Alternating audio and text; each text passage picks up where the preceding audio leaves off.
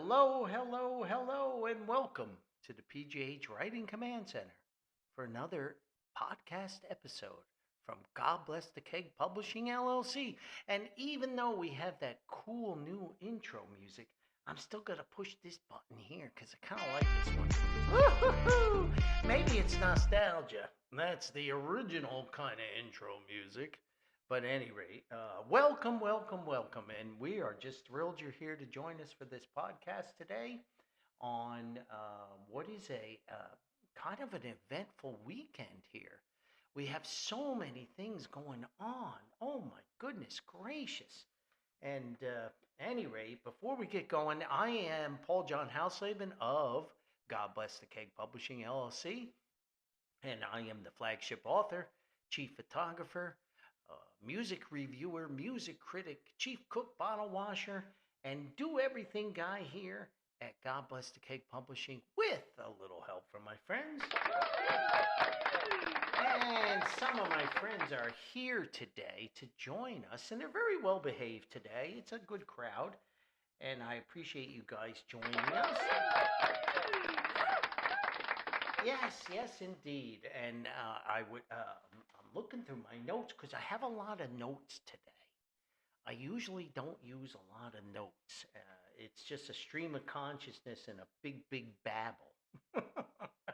But today's subject kind of requires a lot of notes, so I can rattle all these pages in the background for dramatic effect, like I'm really thumbing through notes, and I actually really am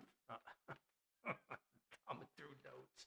But anyway, if you are a long-time listener to the podcast, well, welcome back. If you're a first-time listener, then welcome, and we really appreciate you tuning in, and we hope that you enjoy it. I would love to thank Brig Z Studios for the fantastic little intro music there. You can find those guys on Pixabay. Check them out if you need some kind of backdrop music or you need something. Check out Brig Z Studios. And with that out of the way, before we get going real deep, let's get our little Orphan Annie decoder pins out here. And we'll have a proud sponsor here. We have a proud sponsor. So this podcast is proudly sponsored by Corporate Facilities Group Incorporated, the leader in technical consulting, facilities maintenance, facilities management, and operations, as well as property maintenance and management services throughout America. And now CFG Incorporated is proud to announce a new department, a new initiative headed up by the amazing Steve McMillan. Let's give it up for Mr. Steve McMillan. What a great guy.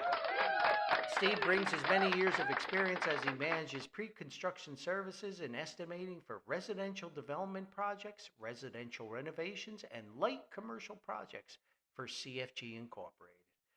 And before you spend big bucks on a project, let old Steve Aruski check out the contractor scope and price and to make sure your hard-earned money is going in exactly the right place.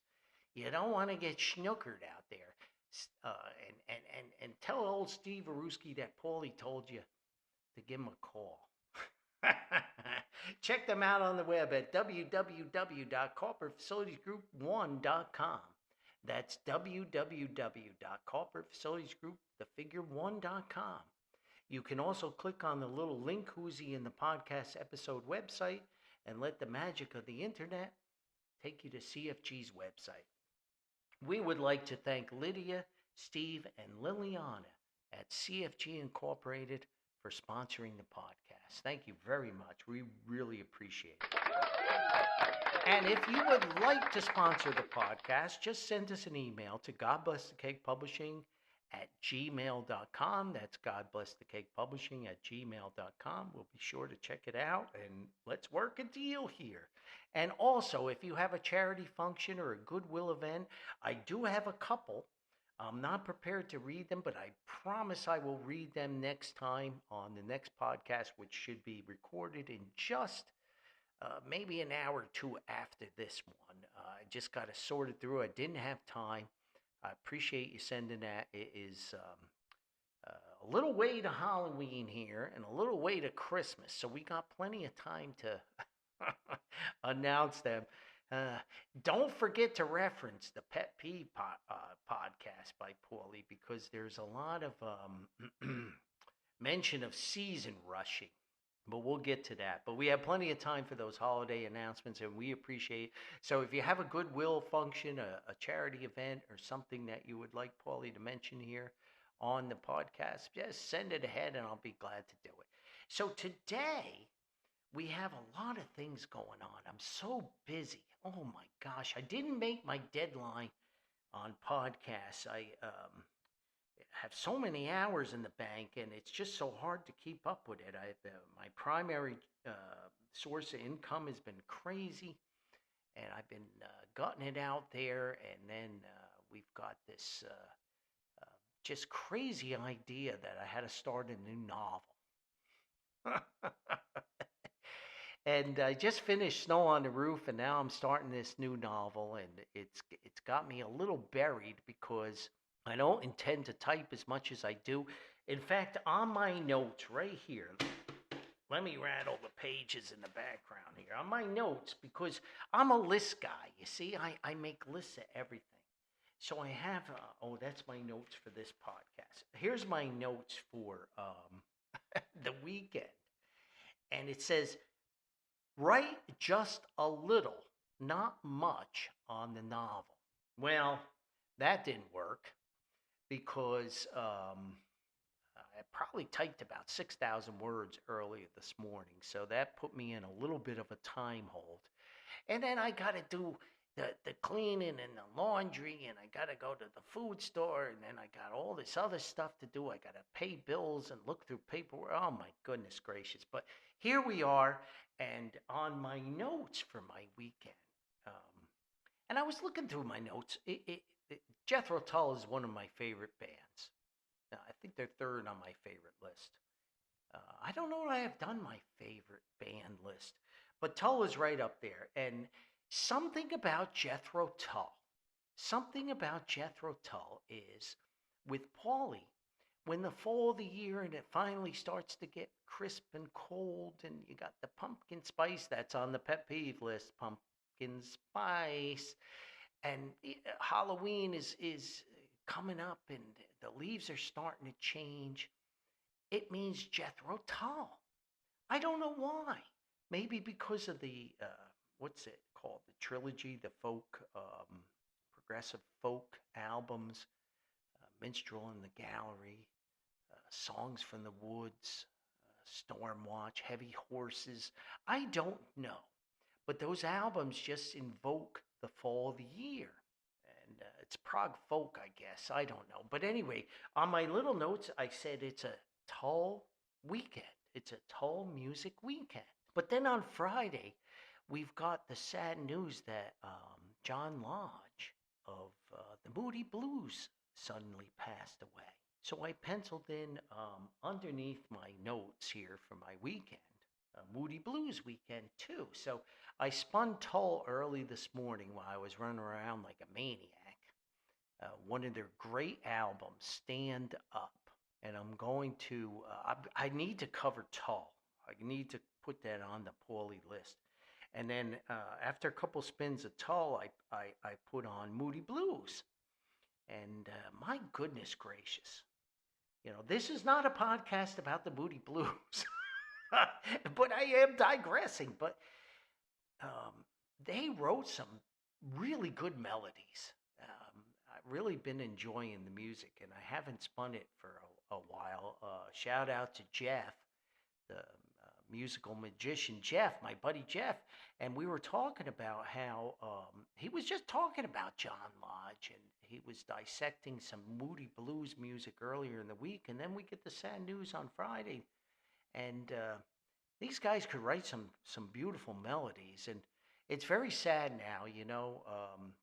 If you listen to the NHL podcast on goaltending, we lost Kenny Dryden and Eddie Jockman, the great Bernie Perrant, some of my favorite goalies of all time, and all within 3 weeks. And then, you know, we had Ozzy pass away, and it just seems like you reach a certain age and your heroes just start passing away. I guess that's life, right? But anyway, your wildest dreams, the voice, Gemini dream, the story in your eyes, Tuesday afternoon. Isn't Life Strange? Isn't Life Strange one of my favorite songs by the Moody Blues? I know you're out there somewhere, the other side of life, riding my seesaw. I'm just a singer in a rock and roll band. Question that's on this particular little anthology collection. So I've been listening to that, and rest in peace, John Lodge. Thank you for the music, and um, it changed the vibe of the weekend. So anyway, to get to the root of the podcast, and I'm babbling here as usual, but I had a lot of conversations this week with young folks, Gen Z, and folks born, around the year 2000. So they're 24, 25, 26, somewhere in there. I'm not good on all that generational stuff. And I read a lot and encountered a lot of artificial intelligence this past couple weeks. And it really planted a seed in Paulie's mind. And we occasionally have these podcasts and these episodes.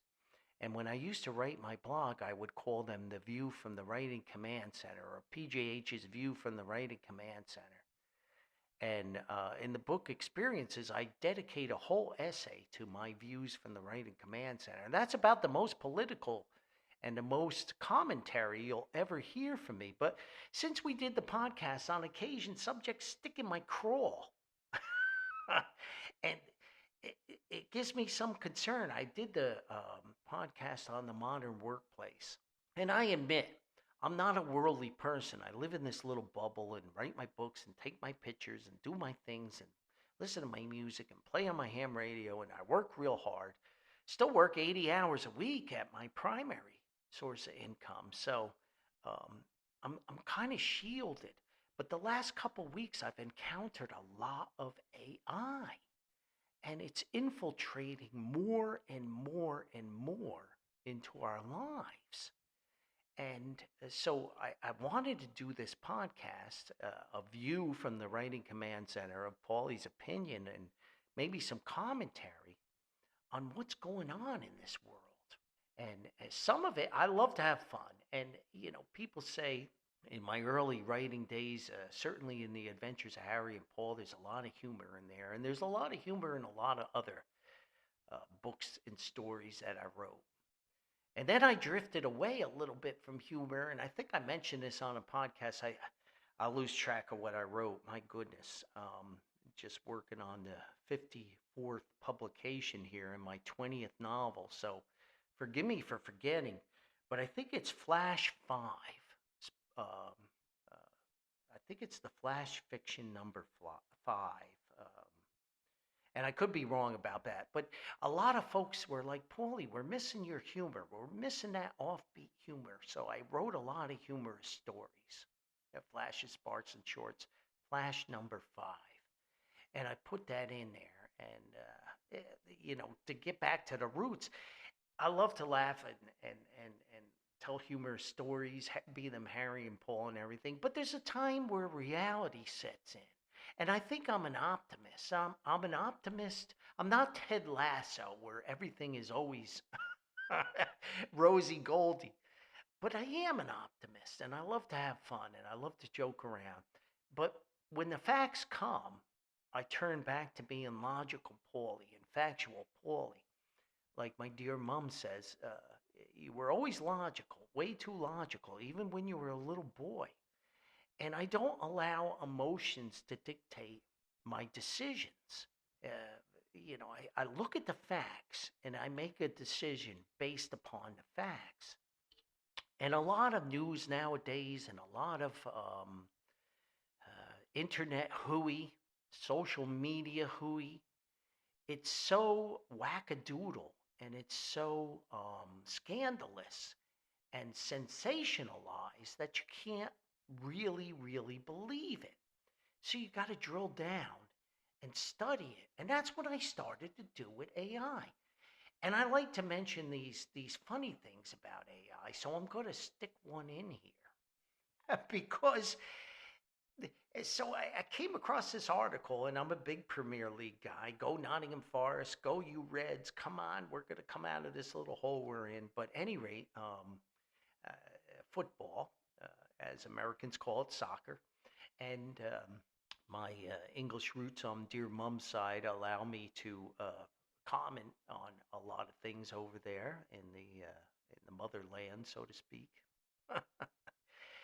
But I was reading an article about AI about the Scottish leagues, and Scottish in Scotland they were playing some football, and the bean counters, the powers to be, decide to save some dough, and they went with a artificial intelligence controlled camera, or cameras, I should say, plural, to cover the match in Scotland. And apparently, it was I don't know much about the Scottish leagues, and but it's high level football. It's in the UK, and at any rate, they two rivals or whatever, and it's a very heated match, and the AI cameras are trained to focus upon the ball, follow the ball.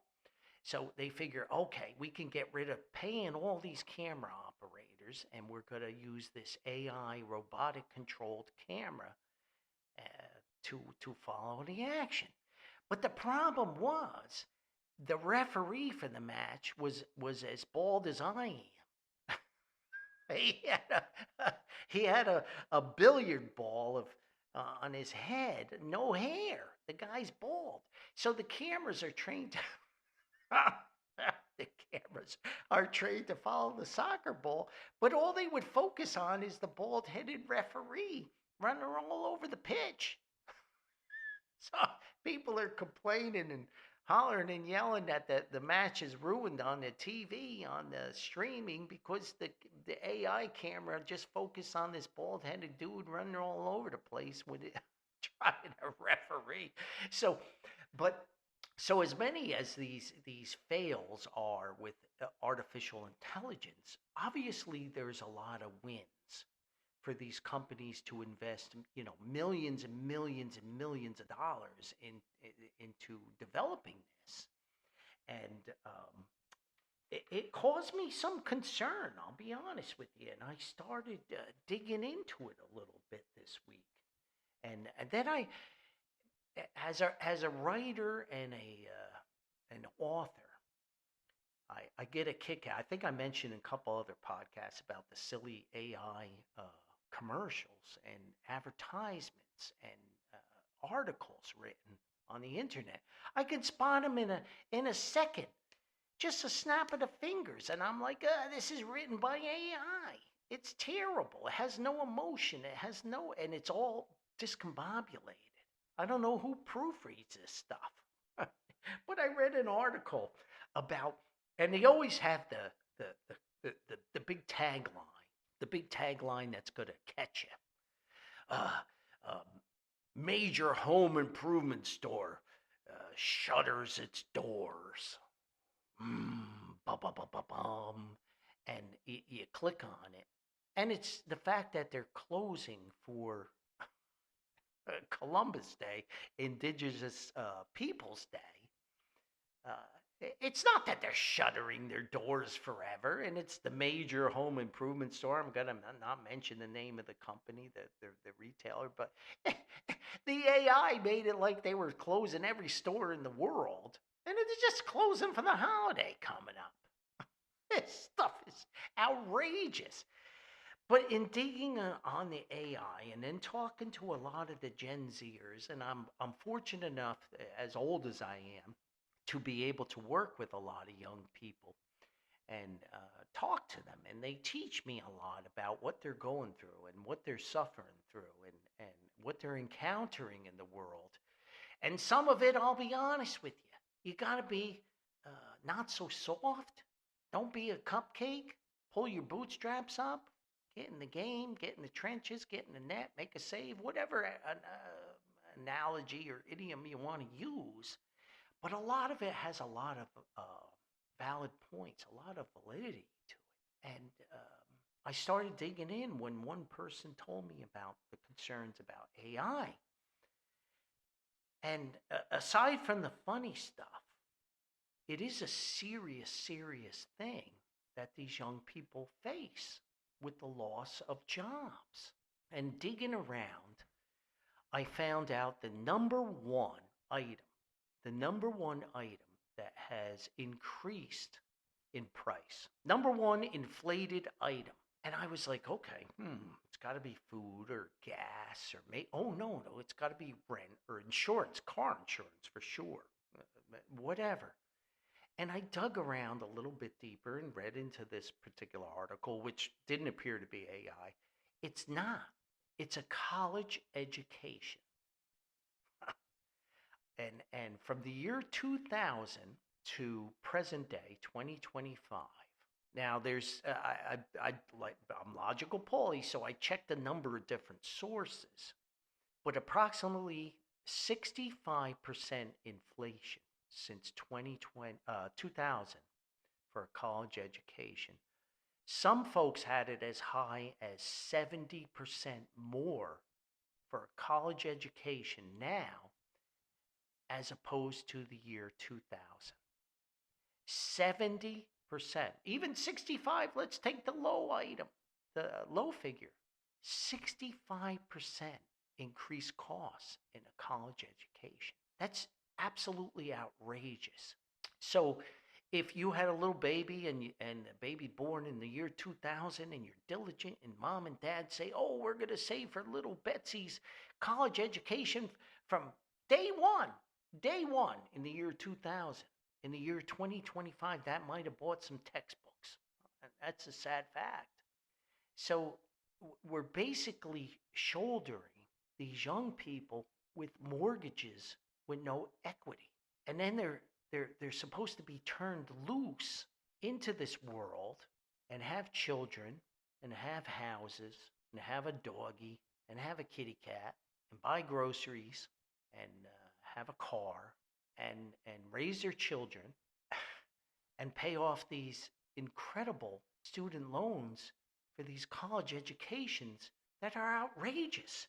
And I looked up one college, and I'm not going to mention, not a state university, a local, and their cost for tuition and books and living on campus is about $85,000 a year. And they have $3.1 billion invested in funds and banks and making interest.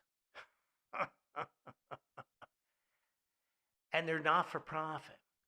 And I can't help to think of what my old man in his profound Paterson, New Jersey street smarts, he used to say, behind every not-for-profit, somebody's making a whole heck of a lot of profit.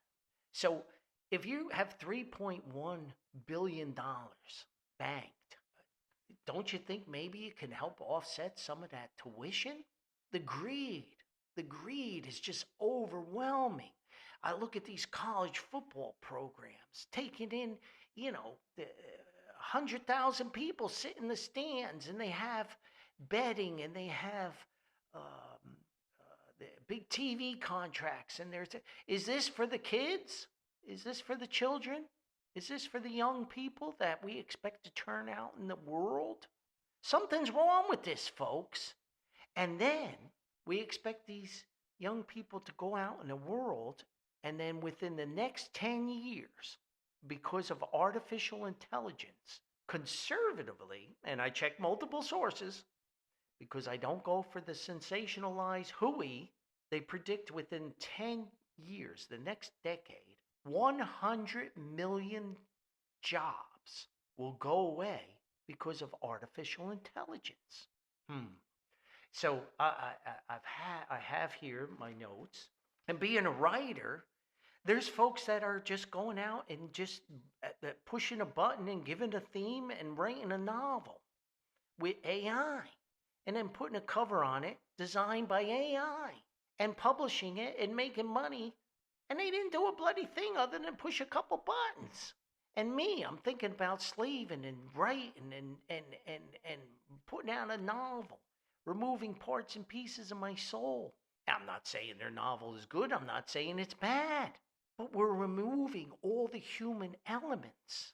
As a photographer, I scroll through some sites, and Callie Rose and I, Callie from God Bless Keg Publishing LLC, she a junior photographer who is now a photographer for our company, and she's great, and she learned and she trained under me, and Callie and I used to have a wonderful time. We would go to lunch, have a couple cocktails, and sit there and scroll through websites and social media and different stuff, looking for inspiration of settings and photography that we could emulate. And we like that, and we like this, and we'd say that, and we'd say this. Now, when I look through those same sites, and it's only 2-3 years ago, we used to do this religiously when Callie was learning photography. I'm like, oh, that's AI. That's AI. That's not even a real photograph. That's AI. That's AI. It's amazing to me how rapidly this is taking over the creativity of artists and photographers and writers and journalists. It's shocking. And to me, I liken it back to when I was actively writing music reviews, and an older critic music reviewer I used to blog with and write with. We got into a big debate about auto-tune. And I know some rappers and hip-hoppers and modern music, they use auto-tune to use it for effect. And as a radio guy, we would use speech processing on voice modes to punch our signal through. So I'm kind of familiar with the electronics behind enhancing your voice. But this old critic would say either you can sing or you can't. And that always stuck in my mind of people that use auto-tune to correct their voice, not so much if they're using it for echo or reverb or effect of the song that they're creating, or the rap piece or the hip-hop they're creating. I get that. They want that for effect, but either you can sing or you can't. Either you can write a book out of your own mind or you can't. Either you can take a really good photograph or paint a beautiful picture, or you can't. And to me, this AI is a scary, scary thing. It's cutting into creativity. It's cutting in, and people are making money on it. And that's the root of all evil. But to get back, I pulled up here the jobs that are most susceptible to AI taking it over.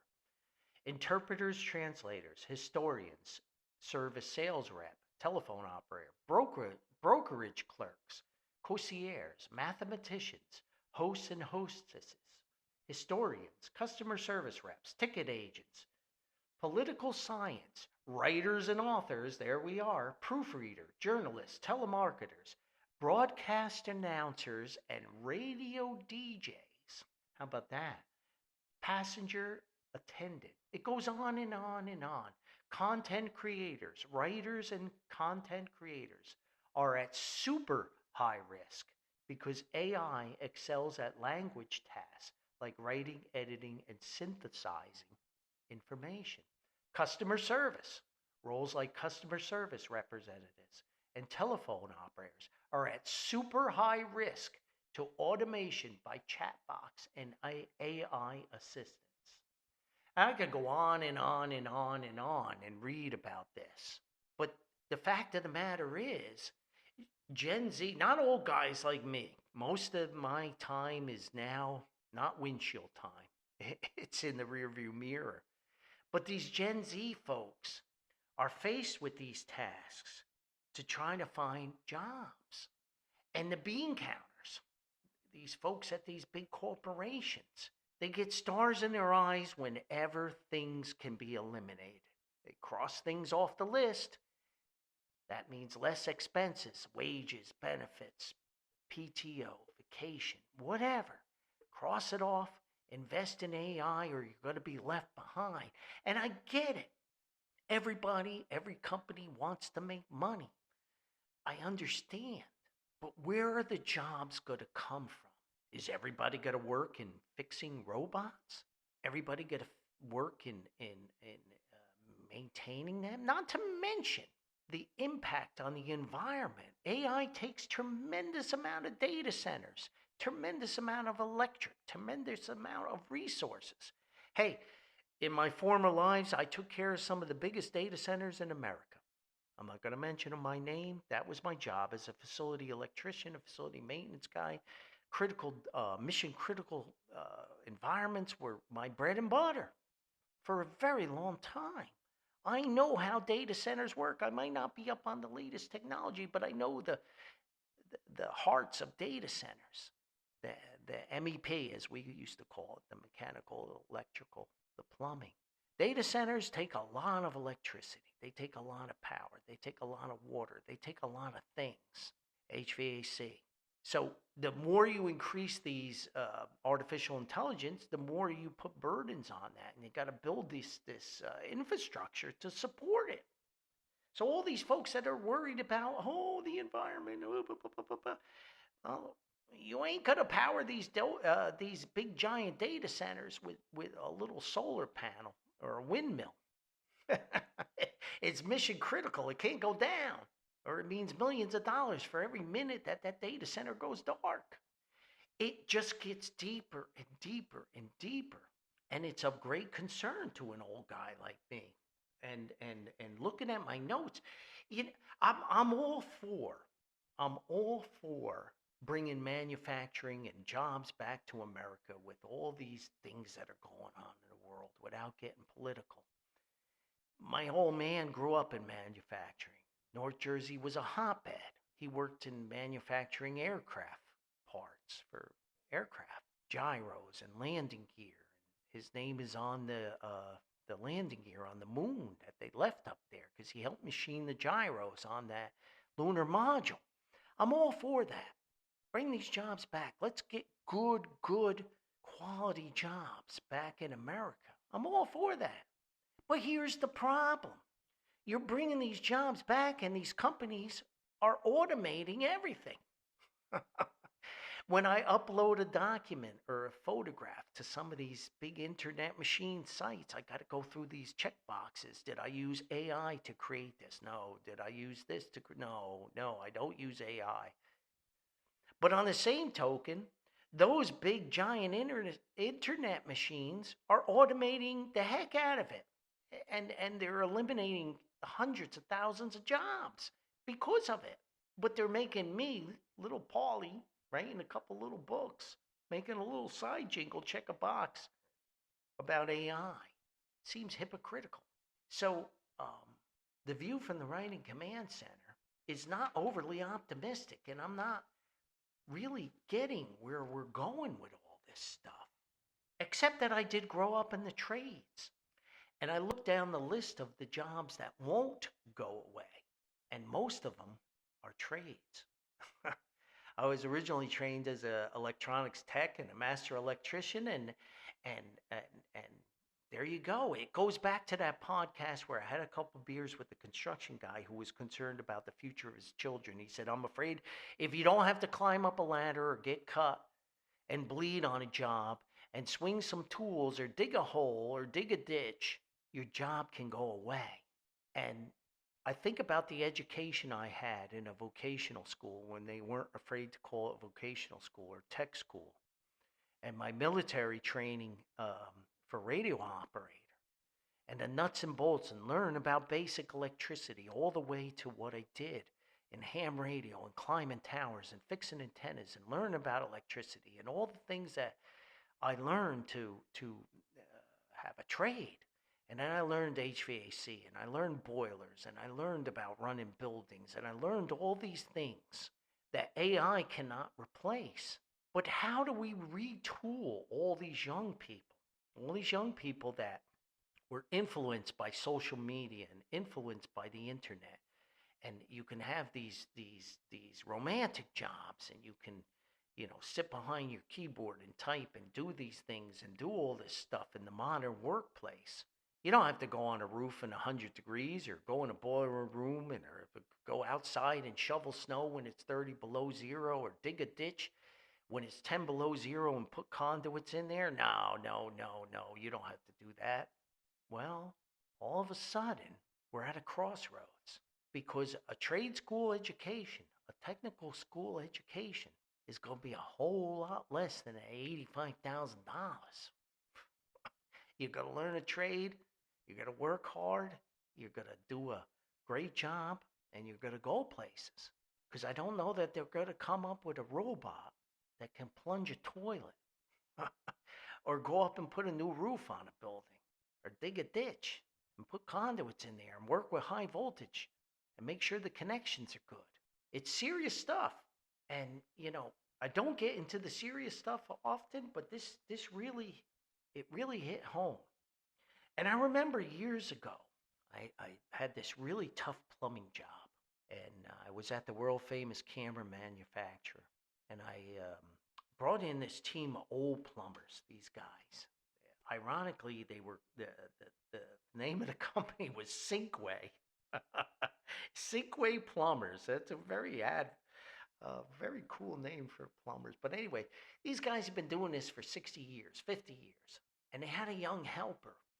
And the young kid was just a step and fetch, as we call in the trades, and he would hand the pipes up and the tools up to the guys, the experienced plumbers on a ladder. And I've been there myself, been a master electrician, and I started out as a young fellow handed tools. But at any rate, and this young kid was more interested in playing on his phone than he was in watching the old guys up there on the ladder putting these intricate pipes together. And I said to the young man, he would stick his hands in the pocket. In the military, we used to call them pockets.